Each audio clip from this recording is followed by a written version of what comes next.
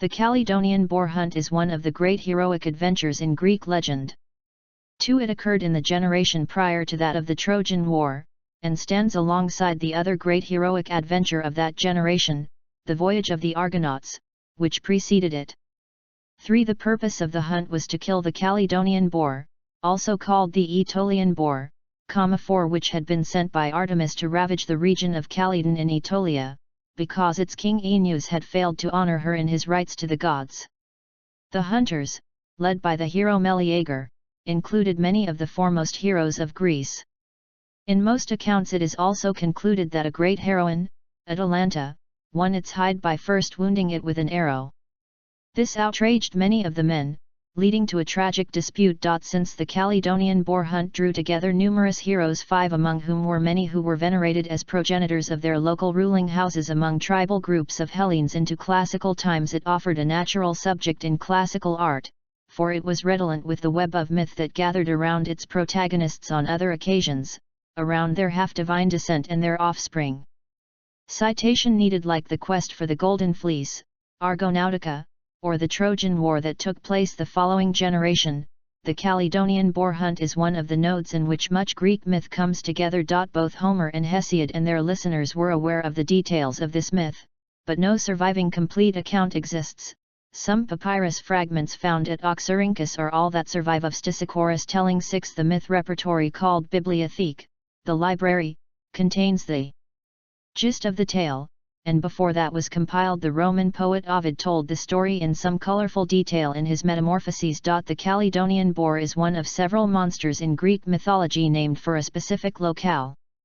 Sent by Artemis to ravage the region of Calydon in Aetolia, it met its end in the Calydonian boar hunt, in which many of the great heroes of the age took part, an exception being Heracles, who vanquished his own goddess-sent Erymanthian boar separately.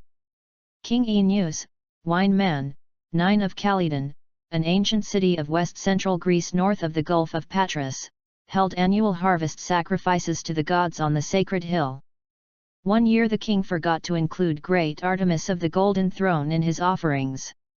10. Insulted, Artemis, thou lady of the bow, loosed the biggest, most ferocious wild boar imaginable on the countryside of Calydon. Ovid describes the boar as follows. 11. A dreadful boar, his burning, bloodshot eyes seemed coals of living fire, and his rough neck was knotted with stiff muscles, and thick-set with bristles like sharp spikes. A seething froth dripped on his shoulders, and his tusks were like the spoils of India. Discordant roars reverberated from his hideous jaws, and lightning belched forth from his horrid throat, scorched the green fields. Ovid, Metamorphoses 8.284-289, Brooks Moore translation. Ovid goes on to say that the boar rampaged throughout the countryside, destroying vineyards and crops, forcing people to take refuge inside their city walls. 12. According to Strabo, the boar was said to be the offspring of the Crommyonians, so vanquished by Theseus. Aeneas sent messengers out to look for the best hunters in Greece, offering them the boar's pelt and tusks as a prize. 14. Among those who responded were some of the Argonauts, Aeneas' own son Meleager, and, remarkably for the hunt's eventual success, one woman, the huntress Atalanta, the indomitable, who had been suckled by Artemis as a she-bear and raised as a huntress, a proxy for Artemis herself, Kyrenai, ruck and staples. Artemis appears to have been divided in her motives, for it was also said that she had sent the young huntress because she knew her presence would be a source of division, and so it was. Many of the men, led by Cepheus and Ancaeus, refused to hunt alongside a woman. It was the smitten Meleager who convinced them. 15. Nonetheless, it was Atalanta who first succeeded in wounding the boar with an arrow, although Meleager finished it off, and offered the prize to Atalanta, who had drawn first blood. But the sons of Thestius, who considered it disgraceful that a woman should get the trophy where men were involved, took the skin from her, saying that it was properly theirs by right of birth, if Meleager chose not to accept it. Outraged by this, 16. Meleager slew the sons of Thestius and again gave the skin to Atalanta, Bibliothèque.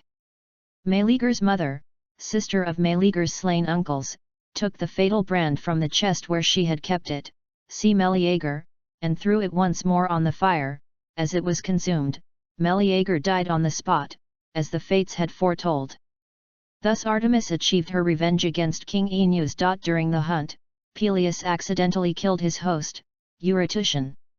In the course of the hunt and its aftermath, many of the hunters turned upon one another, contesting the spoils, and so the goddess continued to be revenged. 17 According to Homer, the goddess brought to pass much clamor and shouting concerning his head and shaggy hide, between the Curetes and the great-souled Aetolians.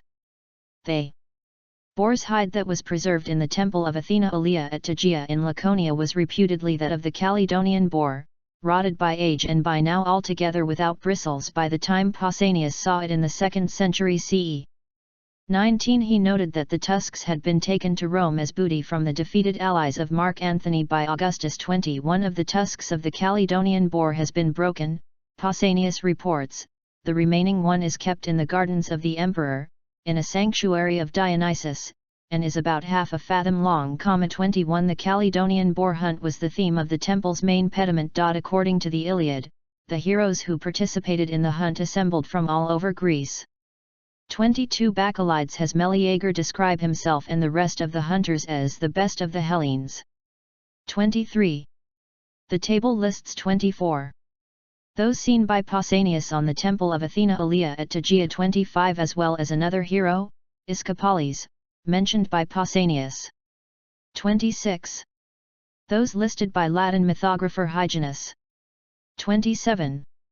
Those noted in Ovid's list from the 8th book of his Metamorphoses. 28. Those listed by the mythographer Apollodorus.